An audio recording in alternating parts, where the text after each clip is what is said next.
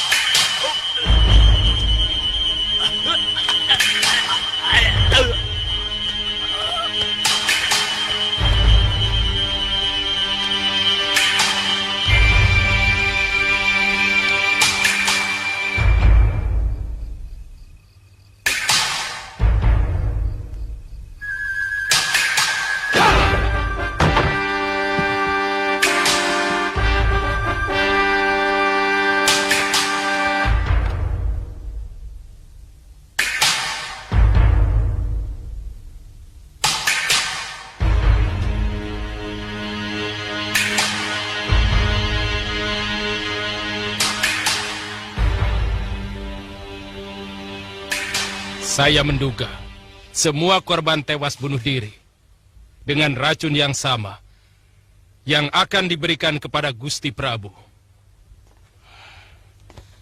Dayang yang terbunuh dengan cunrik itu pun menyimpan bubuk racun yang sama.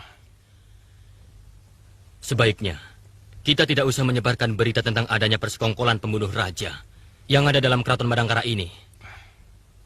Sebab ini bisa membuat semua orang menjadi resah dan membuat keadaan bertambah semakin runyam. Tugas kita hanya melaporkan hal itu. Apa mungkin kita bisa meredam mulut para dayang dan pengawal bawahan Pranaka? Harus diusahakan.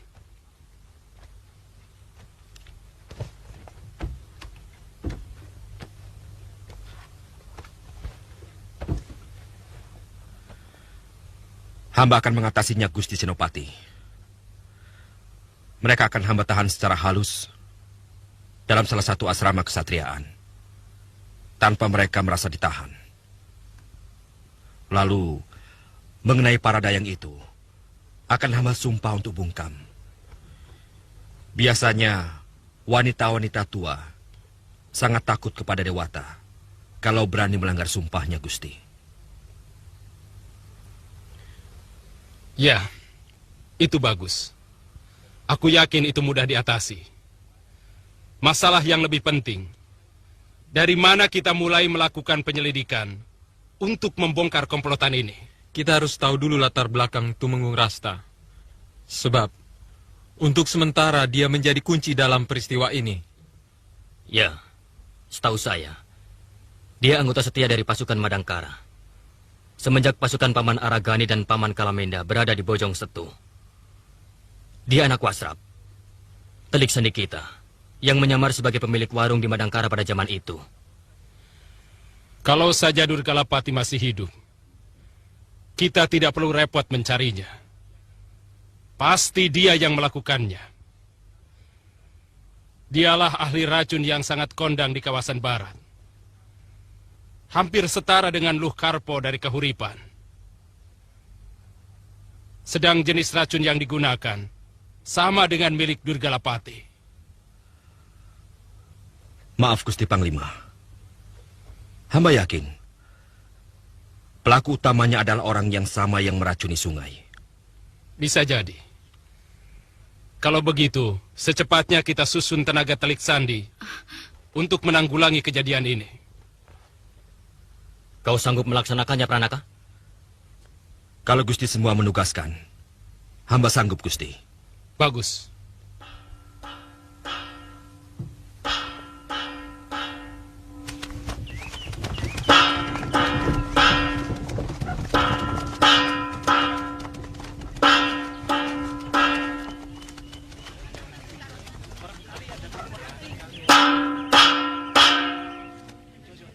Mereka adalah pengkhianat-pengkhianat yang berusaha mau mengacau keraton. Kenapa dia jadi pengkhianat? Pengkhianat-pengkhianat yang patut mendapatkan kebinasaannya sendiri. Ini adalah sebagai contoh bahwa untuk maksud jahat seperti itu akan mendapatkan ganjaran yang setimpal dari Bayangkari Raja. Semoga menjadi perhatian bagi kita semua untuk mendapatkan kedamaian di negeri kita sendiri.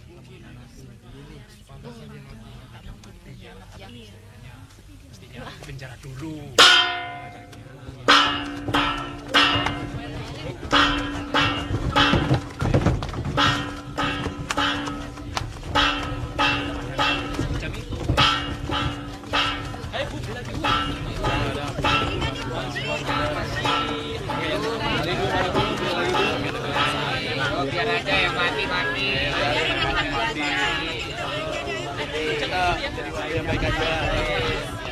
Hamba tidak bisa melaksanakan sesuatu yang tidak ada dalam undang-undang Madangkara.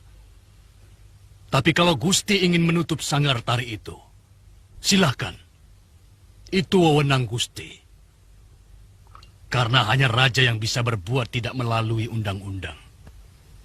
Tapi tuduhan bahwa hamba ikut memiliki sanggar tari itu, terpaksa hamba tolak.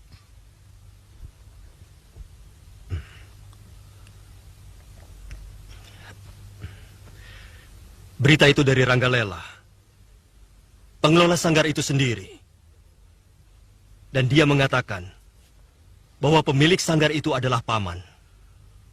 Gusti Prabu, akhir-akhir ini hamba merasa apa saja yang hamba lakukan selalu nampak salah di mata pemerintah.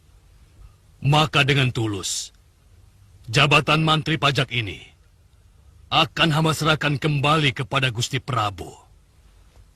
Di samping hamba sudah merasa letih menjadi pejabat.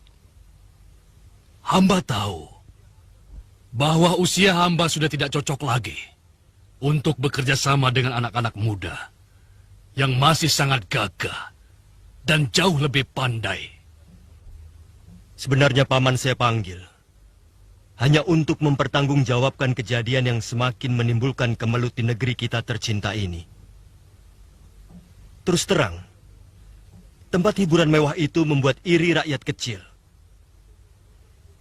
Sehingga mereka menuduh badai kemarin adalah kutukan dewata.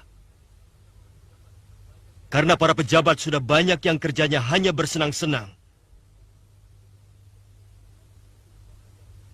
Itu berbahaya untuk ketentraman Madangkara. Jadi, maksud saya bukan untuk mengadili paman. Apalagi memecat. Tapi hamba merasa kesana tujuan itu. Hamba merasa dikucilkan. Karena selama ini hamba tidak pernah diajak atau diikut sertakan di dalam sidang paripurna para menteri. Padahal semestinya hamba harus ikut. Ya, paman berhak curiga. Meski tujuan kami bukan itu. Sama seperti paman Aragani yang juga salah paham dengan kebijaksanaan saya. Saya bisa maklum. Karena itu, keniatan hamba sudah tegas. Hamba akan mengundurkan diri.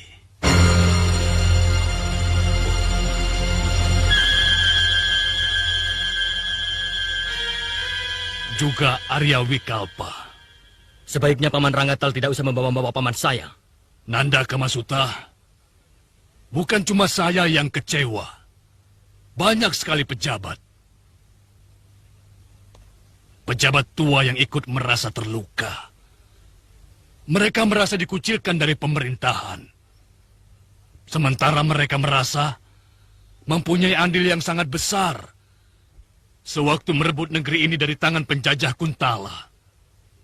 Aku berhak tersinggung dan menentukan sikap, Kamasuta.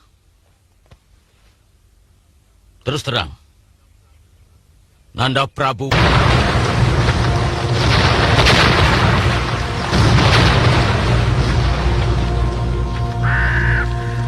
dalam urusan ini. Paman sudah kena hasutan yang tidak bertanggung jawab. Gusti Prabu sama sekali tidak bermaksud melupakan jasa orang-orang tua. Bahkan sebaliknya. Kenyataannya, kami semua ini dilupakan. Tidak, Paman. Buktinya, semua bekas pejuang tua, bahkan almarhum ayahanda, dan juga Paman, selalu mendapat tunjangan gaji, bukan? Kamasuta, kami ini bukanlah kerbau yang sudah merasa senang kalau diberikan rumput yang cukup. Kami ingin lebih dari sekedar makan. Paman membutuhkan sanjungan sebagai pahlawan? Atau kekuasaan? Kedua-duanya. Karena itu adalah hak kami. Dan sekarang, kedua-duanya sudah direnggut dari kami. Seolah-olah hanya kalianlah dari golongan muda yang paling hebat, yang paling berjasa. Paman salah paham. Semuanya itu tidak benar.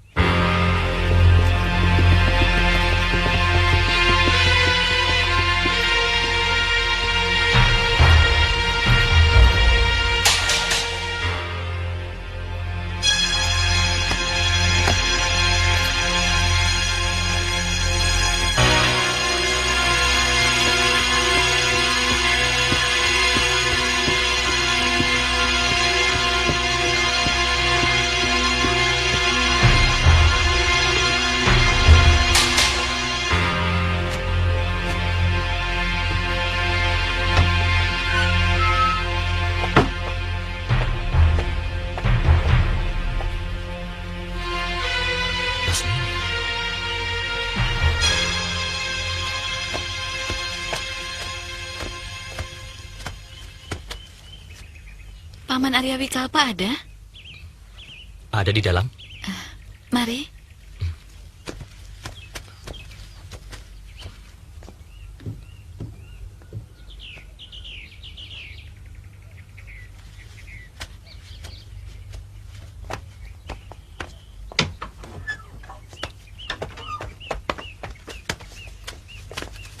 Semua tewas. Dan Rasta terpaksa harus dibunuh. Karena dayang yang kita susupkan tertangkap basah. Sayang, padahal kami cukup lama mempersiapkan Rasta. Dia memang keturunan Telik Sandi. Bapaknya pernah menjadi Telik Sandi Aragani. Waktu Madangkara masih dikuasai Pangeran Damar Kencana. Sekarang, pasti orang yang disusupkan sebagai abdi dalam dan penjaga keraton akan diselidiki. Saya yakin mereka tidak mempunyai daftar pegawai yang dibuat secara cermat. Tapi jelas, pekerjaan dengan menggunakan racun harus sudah kita lupakan. Karena dengan kejadian kemarin, Brahma pasti akan menggunakan tukang cicip makanan sebelum dia makan.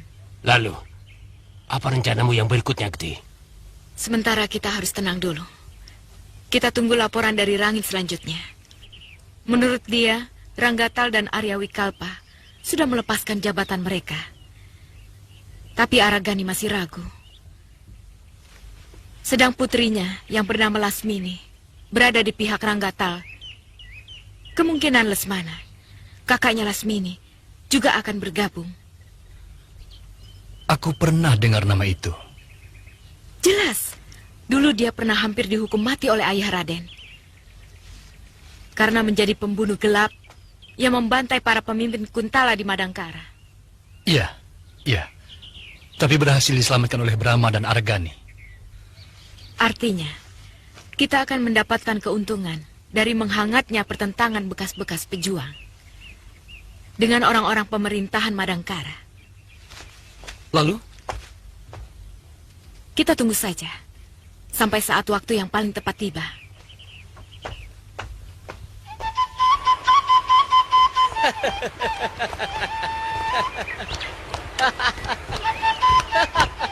Guru, saya dapat kijang lagi. Terima kasih, Guru. Hanya ada 2 orang yang ahli dalam soal racun di tanah Pasundan ini. Yang pertama adalah Durgalapati. Yang satunya, adik seperguruannya, yang masih sepupu. Dia bernama Ki Busur.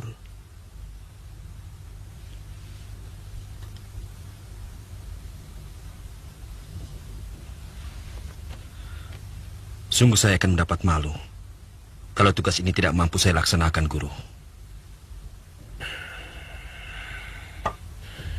Tapi aku tidak tahu di mana sepupu Durgalapati itu berada.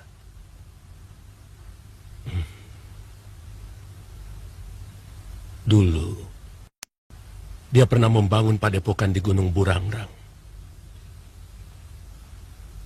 Entah sekarang, dia juga seorang yang ilmunya memuja Guryang dan Banaspati.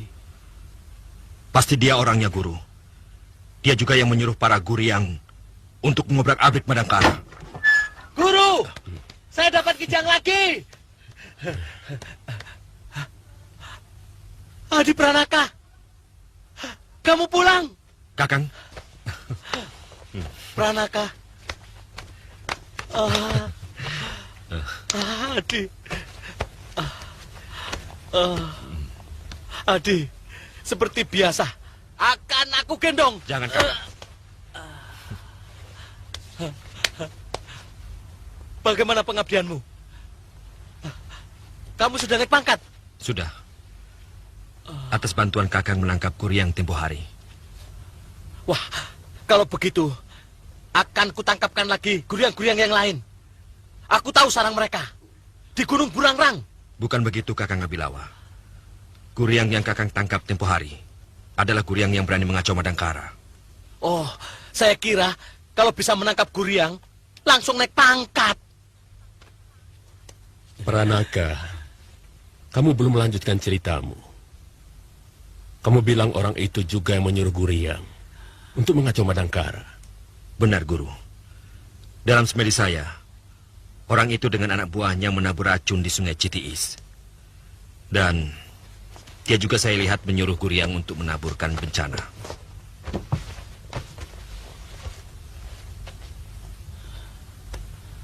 Orangnya kecil? Iya. Lebih pendek dari kamu? Iya. Sedikit lebih muda dari Guru. Matanya tajam dan agak licik. Pasti dia. Siapa dia, Guru? Saya siap menerima perintah. Apa?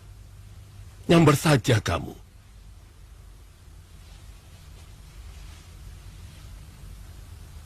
Orang itu pasti si Busur. Adiknya Durgalapati. Manusia licik.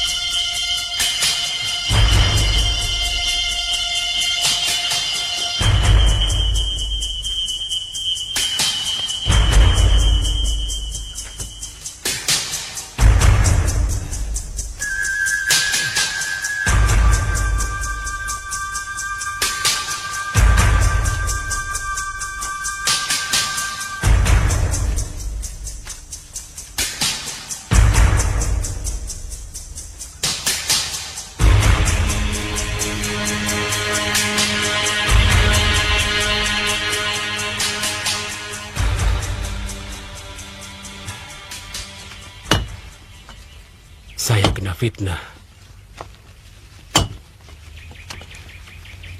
Oleh bekal sakri saya dituduh sebagai penyebar racun pada sumber mata air penduduk Kelampok.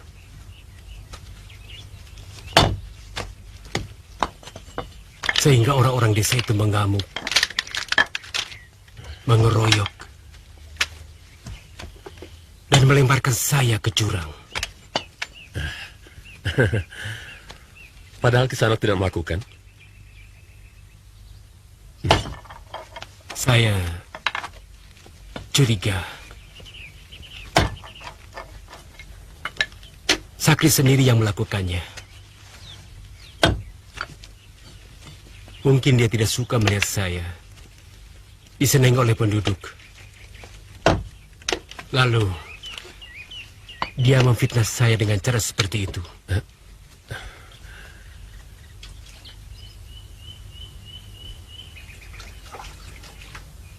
Rasanya saya kenal orang yang bernama Sakri itu. Dia pamung desa yang sakti. Tepat sekali. Hatinya dengki, busuk.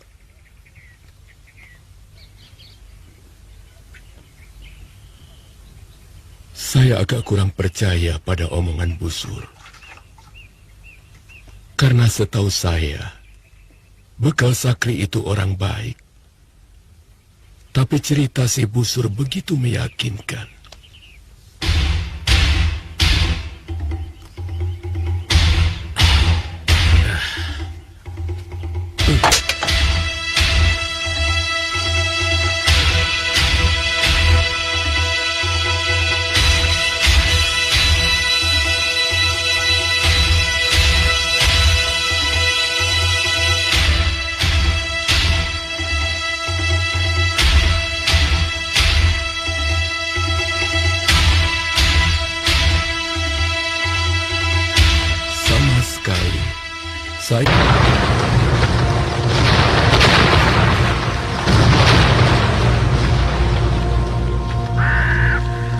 Saya tidak menyangka bahwa Busur mempunyai maksud buruk kepada saya.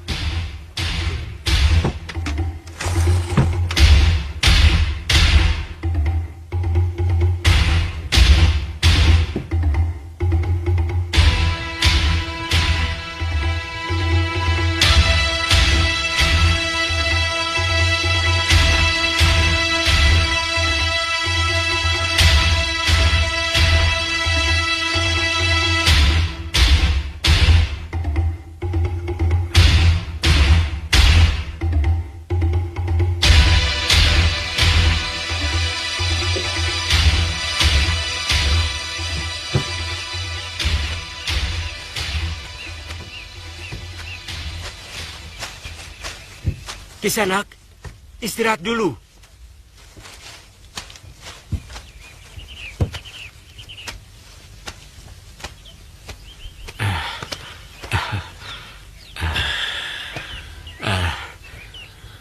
Saya tidak bisa membalas kebaikan Kisanak yang telah menyelamatkan saya. Kalau boleh, saya ingin mengabdi pada Kisanak sambil berguru. Saya ingin bisa mengobati orang lain seperti Kisanak. Saya ingin bisa menolong orang lain. Saya tidak memiliki ilmu apa-apa. Kebetulan saja, leluhur saya memang bisa mengobati orang. Kalau begitu, biarlah saya menjadi abdi di rumah ini. Kisanak, dunia ini sangat luas untuk kamu jajaki. Di sini kamu akan mandek. Hanya setitik kecil ilmu yang bisa kamu dapat. Saya akan selalu merasa berhutang budi kepada Kisanak.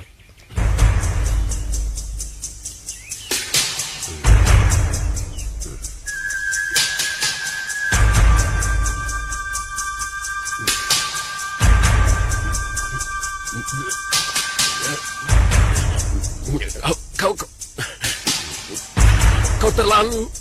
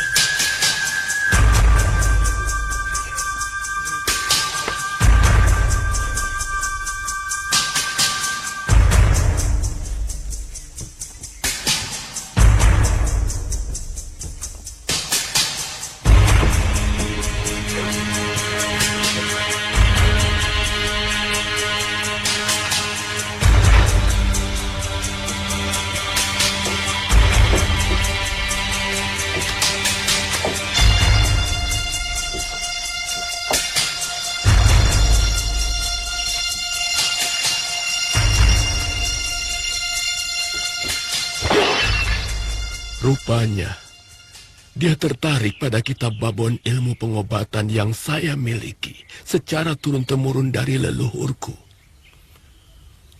Untung aku diselamatkan oleh bekal Sakri dan Ki Astagina.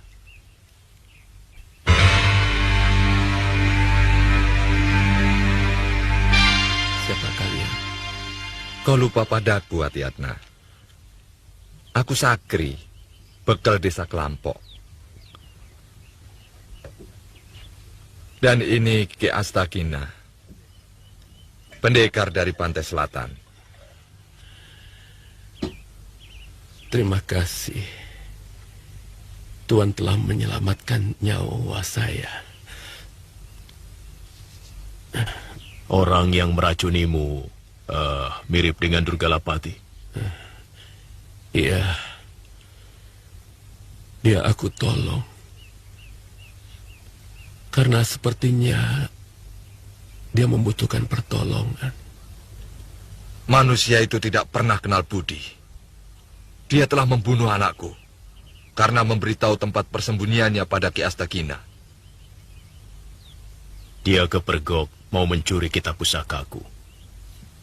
Untung ketahuan. Kemudian dia melarikan diri. Di desaku, dia mengaku dikejar-kejar perampok. Kemudian kami menolongnya. Semua penduduk sangat baik terhadapnya. Sampai pembunuhan itu terjadi. Rakyat sangat marah. Mereka mengeroyok. Lalu dia melarikan diri ke dalam hutan.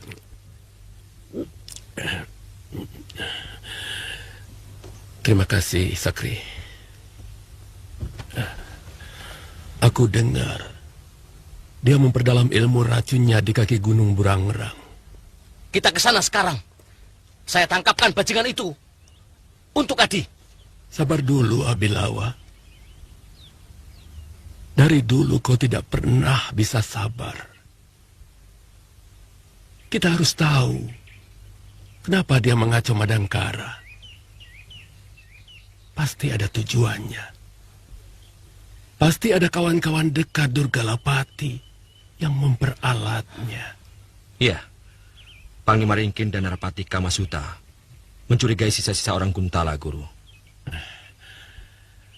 Dugaanku betul. Dia diperalat oleh anak keturunan Kebo Mundarang. Karena mereka dipecundangi oleh Gusti Prabu Brahmakumbara dan kawan-kawannya. Jadi, di mana dia sekarang? Mungkin di Jampang Kolot. Karena hampir semua bekas tawanan Kuntala melarikan diri ke desa itu. Kalau begitu, saya mau ke sana, Guru. Aku ikut. Pokoknya semua musuhmu akan kuhabiskan. Biar kamu naik pangkat lagi, Adi. Kakang, nanti Guru... Jangan khawatir. Aku sudah menyediakan kayu bakar untuk beberapa hari. Guru, saya mohon izin sekali ini saja ikut Adi Pranaka. Kalau sudah selesai, pasti saya pulang. Baik. Kamu sudah berjanji tadi. Pulang. Kalau tidak, kutuk saya. Jadi apa saja, Guru. Jadi kijang saya juga mau. Dewata yang akan menghukummu.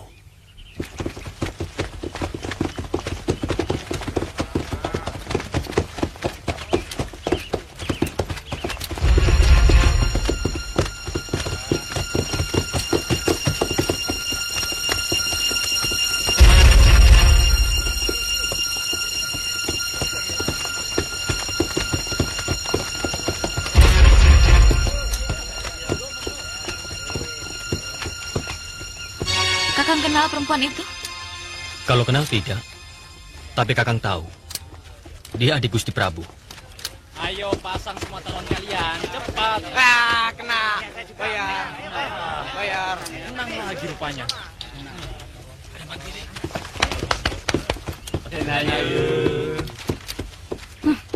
Sombongnya dia. Hampir menyentuh langit. Mentang-mentang kakaknya seorang raja.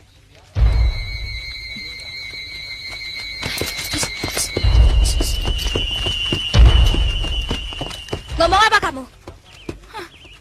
Kok berasa? Saya sedang bicara sama kakak saya. Jangan bersilat lidah. Kakang Prabu tidak mengizinkan kamu tinggal lagi di Madangkara. Saya tidak berurusan dengan kakak kamu.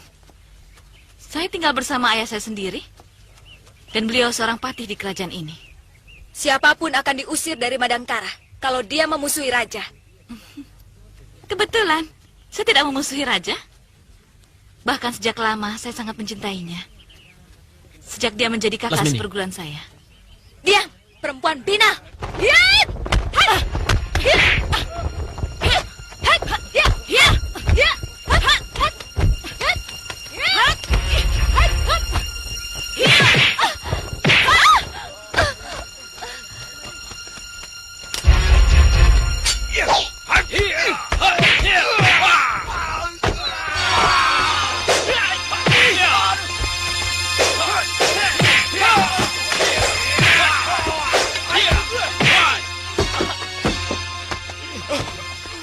Hentikan!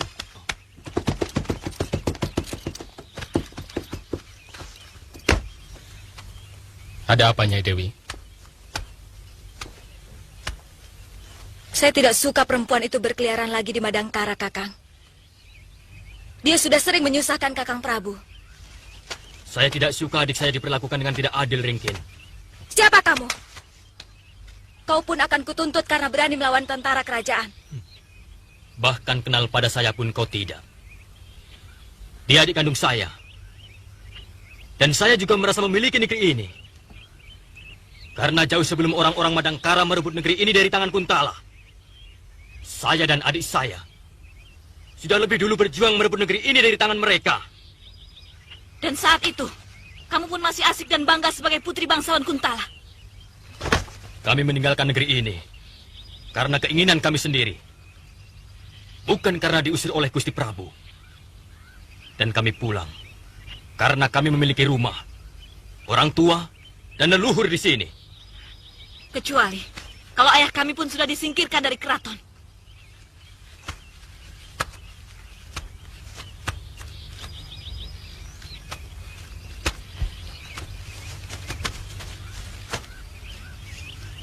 Jangan bawa-bawa persoalan itu, Lasmini. Gusti Prabu dan Paman Patih sudah membicarakan masalah itu. Dan sudah tidak ada persoalan apapun. Tidak usah menutup-nutupi. Kami tahu perlakuan apa yang diterima ayah kami. Dan kami tahu ada pengucilan terselubung kepada ayah kami. Sebagaimana kalian lakukan terhadap Paman Wikalpa dan Ranggatal. Kalian salah paham. Paman Ranggatal mempunyai persoalan sendiri. Karena telah menyalahgunakan kedudukan. Dan kami tahu bahwa Paman Ranggatal berusaha menghasut semua sesepuh Madangkara untuk menyudutkan kami, para menteri muda, dan juga kebijaksanaan Gusti Prabu. Kau boleh bicara apa saja, Ringkin. Tapi kenyataannya adalah perlakuan seperti ini yang selalu saya terima. Terutama dari dia. Mustahil dia tidak tahu siapa saya. Kalau ada masalah antara saya dengan Prabu Madangkara, itu adalah persoalan pribadi. Karena cinta adalah hak pribadi setiap orang. Maka saya pun berhak mencintai kakaknya.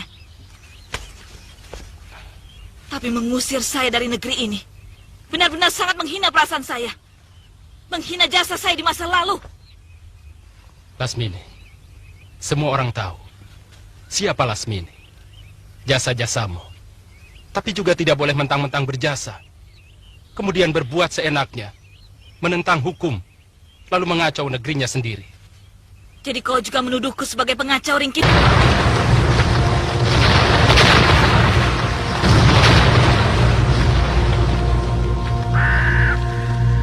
Ulahmu selama ini sering menyusahkan Gusti Prabu.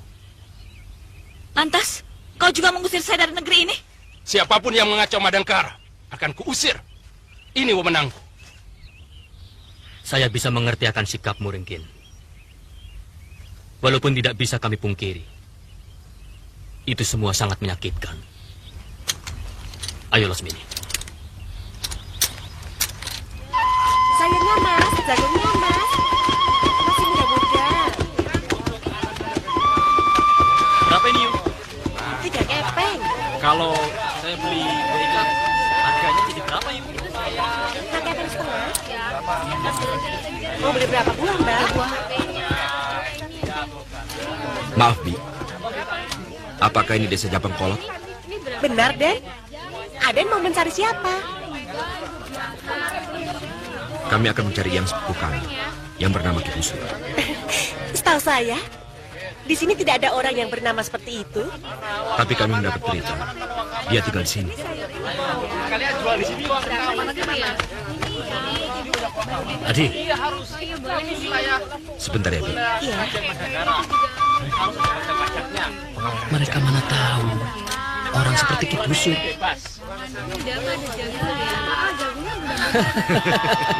Kita cari saja. Iya. Ayo, ayo.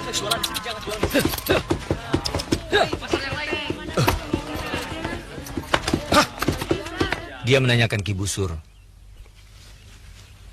Salah seorang dari mereka, prajurit Madangkara. Kurang ajar. Mereka pasti sudah tahu semua perbuatanku. Apa yang Aki mau lakukan? Selesaikan mereka. Baik, Ki.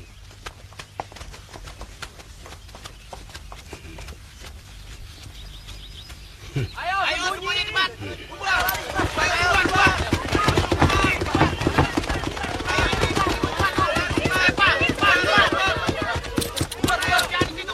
Kok pada berlarian? Aneh penduduk desa ini. Pasti ada sesuatu, Adi. Hati-hati.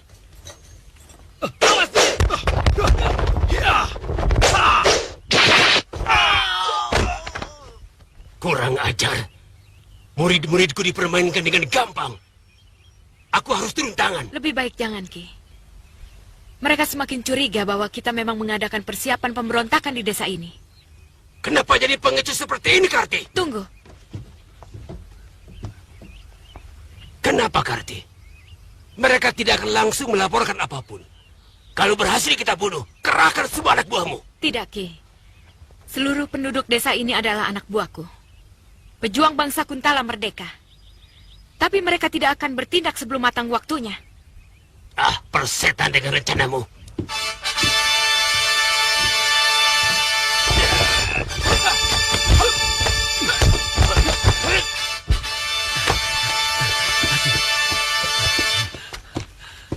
Kebetulan, kaulah yang sedang kucari, Busur. Kau harus bertanggung jawab atas perbuatanmu meracuni sungai Citiis. Benar. Perbuatanmu keterlaluan, Busur. Sehingga banyak rakyat kecil yang menjadi korban. Dan aku juga tahu, kau yang menyuruh orang untuk meracuni Gusti Prabu. Bocah sombong. Berani-beraninya kau berkata seperti itu pada Ki Busur. Minggir, Adi.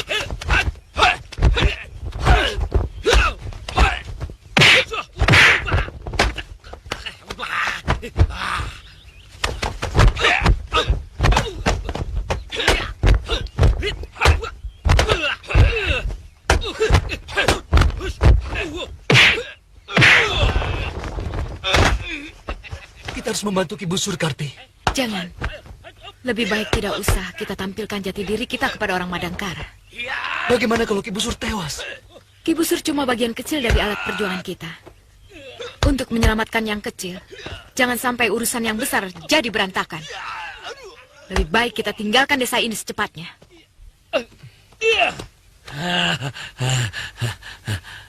Bajingan seperti itu pantasnya dibunuh saja, Adi. Jangan, Kakang.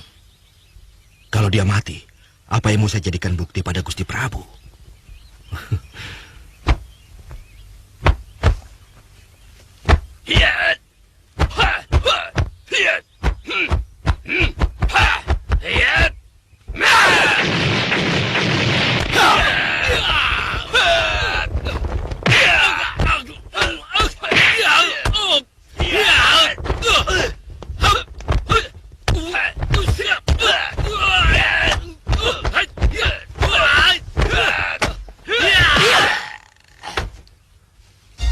Celaka. Aku harus segera melapor. Ya, cepat.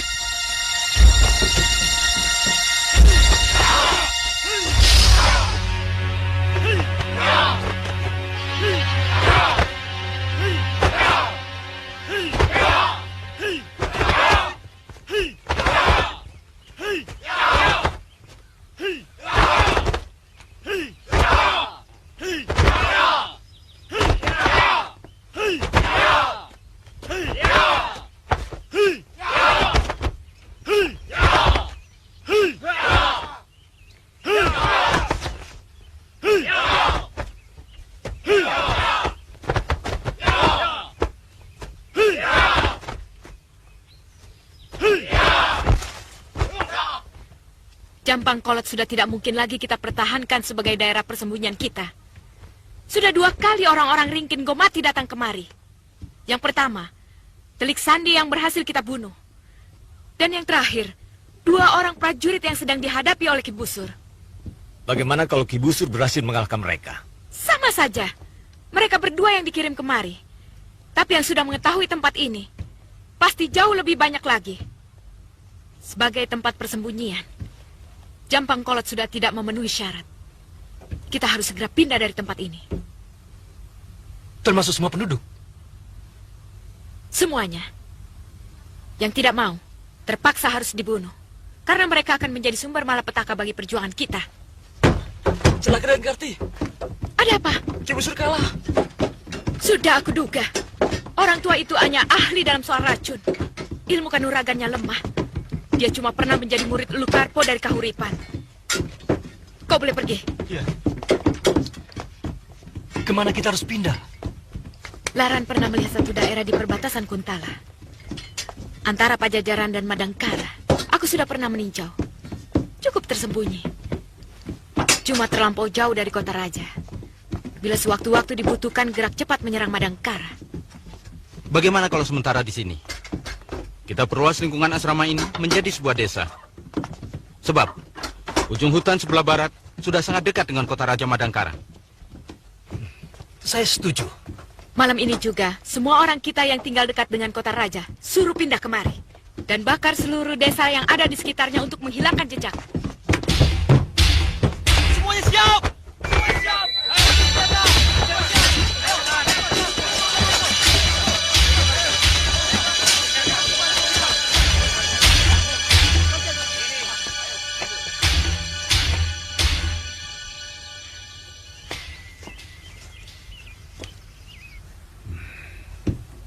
Saya benar-benar merasa terhina oleh adik Gusti Prabu.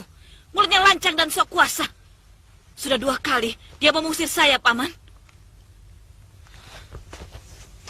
Yang saya sesalkan, Ringkin pun sudah mulai meniru sikap penguasa-penguasa Kuntala yang konyol. Seperti Kepemundarang dan Tumenggung Jayaraga. Semuanya sudah berubah. Kekuasaan selalu merubah perangai orang.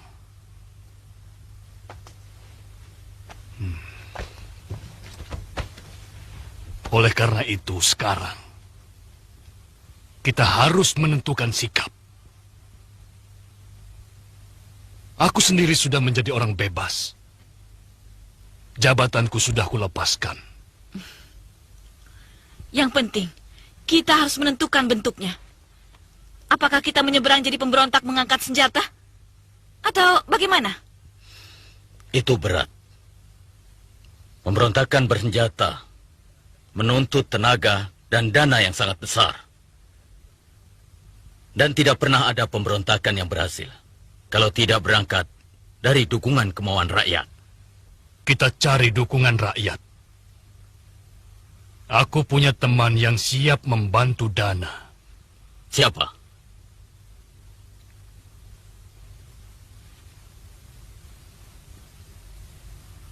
Jawad dan Ranggalela. Maafkan hamba Ayahanda. Senop Indra Kumala dan Narapati Kamasuta sudah mencurigai bahwa Jawad dan Ranggalela adalah orang Kuntala.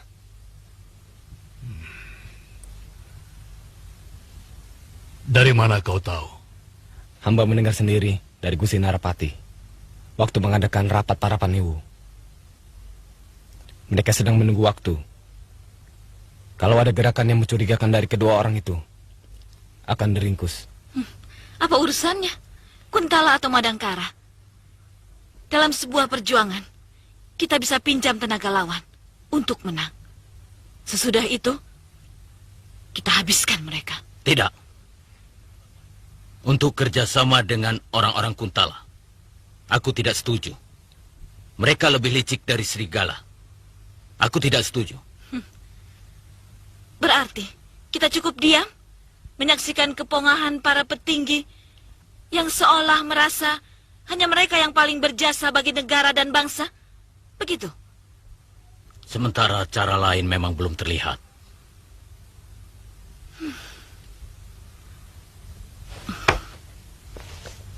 Sia-sia kita berkumpul, kalau hasilnya hanya ketakutan. Kecermatan jangan disamakan dengan ketakutan, Lasmini. Keberhasilan kita merebut negeri ini dari penjajah, itu juga karena kecermatan.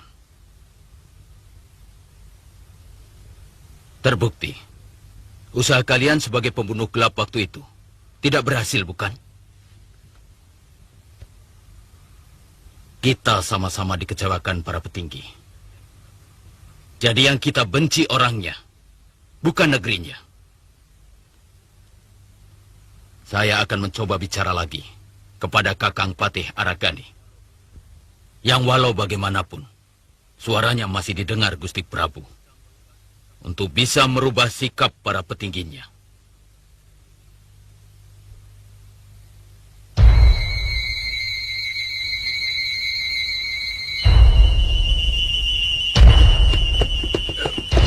Kakang. Ada apa, Adi? Begini, Kakang. Kakang sayang sama Adi. Tidak perlu ditanyakan. Aku bersedia mati untuk kamu. Kakang ingin Adi lebih cepat naik pangkat. Oh, tentu.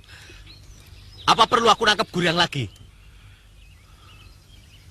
Gusti Prabu tidak akan menaikkan pangkatku kalau melihat orang botak itu yang nangkap Kakang. Aku tidak akan ngomong apa-apa. Percayalah, Adi. Aku kan kakakmu. Kalau dia yang ngomong, bagaimana? Jadi... Maaf, Kakang. Bukannya Adi tidak mau diikuti Kakang. Semuanya ini demi kemajuan Adi, yang juga akan menyangkut nama baik Kakang.